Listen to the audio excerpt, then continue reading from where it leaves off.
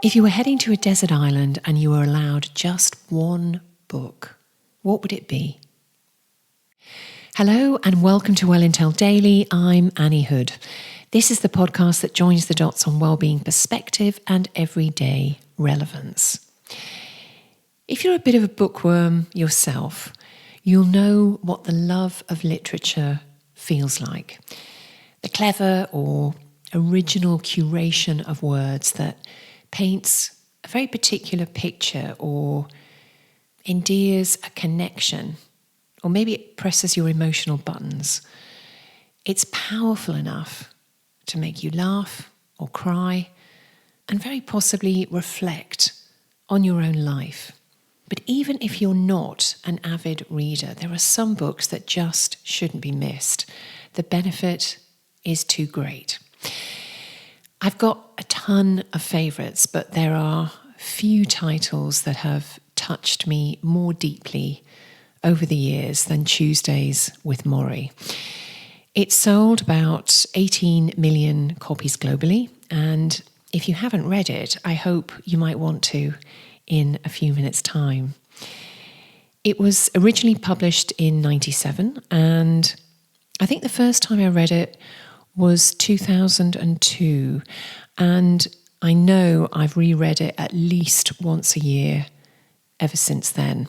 I bought countless copies for friends, and I remember including copies of it at a press event for all the journalists because I wanted to underline the point of human connection and love in all of its guises. It's a true story about a retired sociology professor called Morrie and an old student of his who's the writer of the book. He's called Mitch Albom. Mitch hears that Morrie has motor neurone disease, and he's painfully reminded that he promised to keep in touch, but he didn't. So he gets in touch and then meets with his old professor every Tuesday. And I don't want to spoil your read, but I do want to share why I feel so drawn to this book, to the story, and why it's as potent today as it was 25 years ago. At its heart, it's about the power of relationships.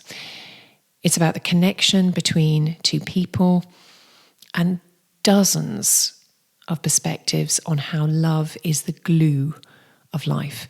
And in one of the early chapters, they're talking about a tug of war, the tension of opposites. And Mitch asks Morrie who wins. And Morrie says, love wins.